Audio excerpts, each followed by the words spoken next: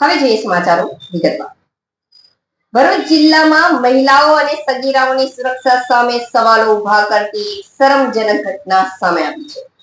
ભરૂચની કોલેજમાંથી અભ્યાસ પૂરો કરી રિક્ષા મારફતે અંકલેશ્વર પોતાના ઘરે પરત ફરી રહેલી કોલેજિયન વિદ્યાર્થીની સાથે ચાલુ રિક્ષામાં એક 75 વર્ષીય લંપટ વૃદ્ધે ગંભીર પ્રકારના શારીરિક અડપલા કર્યા હોવાની ઘટના બનવા પામી છે.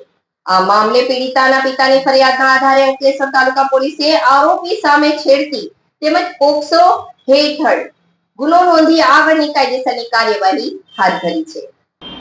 પોલીસ સૂત્રો પાસેથી મળતી માહિતી મુજબ ભરૂચની કોલેજમાં અભ્યાસ કરતી વિદ્યાર્થીની રિક્ષામાં બેસીને અંકલેશ્વર પરત ફરી રહી હતી.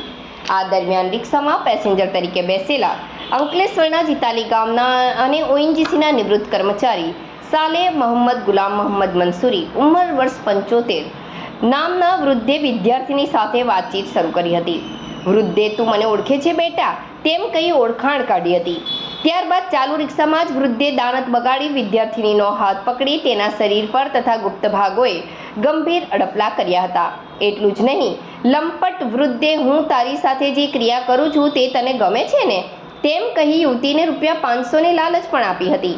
આ અણધાર્યા બનાવથી ગભરાઈ ગયેલી વિદ્યાર્થીનીએ પૈસા લેવાની ના પાડી દીધી હતી અને માનસિક રીતે ભાંગી પડી હતી.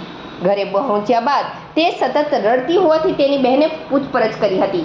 આથી પીડિતાએ રડતા રડતા રિક્ષામાં વૃદ્ધ સાલે મોહમ્મદ મંસૂરીએ કરેલી તમામ આપવીતી પરિવારજનોને જણાવી હતી.